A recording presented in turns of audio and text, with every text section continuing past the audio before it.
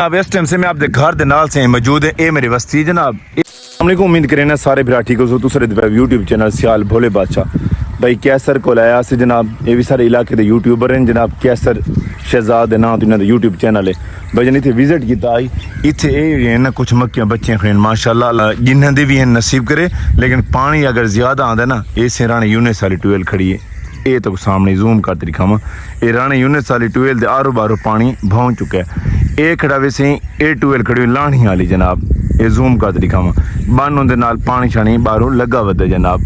पानी की जी स्पीड है ना इस टाइम थोड़ा जि लो थी गई है हुण आते क्योंकि ये बन जो रानी यूनिस की सैड तो उतों थोड़ा जि त्रुट है उनके नाल ये पानी जो है ना ये उड़ाई वहदा पी दरिया के विच वहदा पी है। इतने नाल कोई थोड़ी फसलों च पानी आया वदा। ये तो मैं जूम करते दिखावा। ये आया वदा पानी जनाब।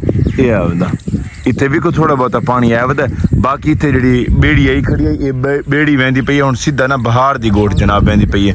बहार की गोट उत्थे आने लैसन कुछ मेरे भरा पुछते पैन यार बेड़ियां क्या नहीं चलदियां पे भाई जन बेड़ी जी है ना ये सीधी बेड़ी वहदी पई है उड़ाई बहार की गोट।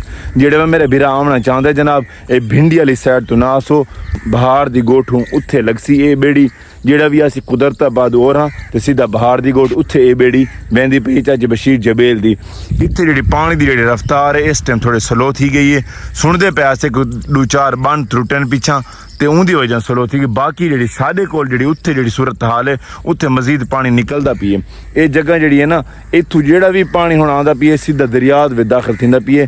बाकी जी सारे वाली सैड है उस सैड तो पानी जी रवा दम है उस सैड है सारे वाली झिक्की वो सीधा पानी वहदा पी है बहार की गोट मिठे की गोट ते सीधा दड़ाई वाली झोक ते कोट कोड़ा ते वो पानी अग्गा निकला वहदा है। स्पीड उनकी भी तेज़ है लेकिन इत्थे जिमें भी अगू थोड़े जे बन त्रुट है ना रानी यूनिस वाला तो उनकी सैड तो त्रुट है तो वो वाला बन जिमें त्रुटे उनके पानी दाखिल थींदा पी। पानी की स्पीड तो सड़े पे पानी जिमें पूरा थी है जनाब। ये पानी के जेडे बेट और लाई इस बन सियाल वाले बन के नाल इस टाइम में पक्षी वाले झोंक देखना जनाब। ये पूरा करते हम सीधा लाणी वाले घर के कोल लगा खड़े जनाब। इधर रानी यूनिस साहब की ट्यूबवेल नाल खड़ा है।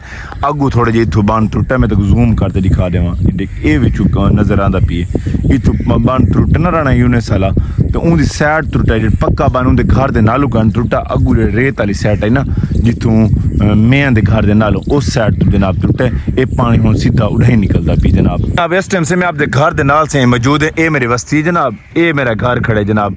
इतने इस टाइम ये घर भी जनाब पानी के ज़्यादा च जनाब। ये सामने तो बेड़ी दिखा मैं आँदी पई सीधी सही कुदरताबाद वैसी उत्थे मंद लगसी। पानी की स्पीड मैं भिरावां चेक करवा देवां। ये पानी की स्पीड ही वैसे जेडे ये वगल थे पैन जनाब। ये जेडे टक थे पैन एक ये टक पिए एक अगली साइड तो जनाब ये पिए सी फार्म के नाल जनाब। ये सीधा पानी वहदा पिए सी इस टाइम से भिरावां दसे ये मिठे की गोट वाली पानी हुण पहुँच सी अगू वाल उतों निकल सी कोट कोड़े पानी वैसी। पानी की स्पीड की गाल करो सी सवेरे कुछ स्पीड घट आई इस टाइम सही स्पीड फुल थी पई जनाब। देखो ना ये अगू से मक्की भी पई है। ये अगू सामने गुजरां दी से बस्ती है जनाब।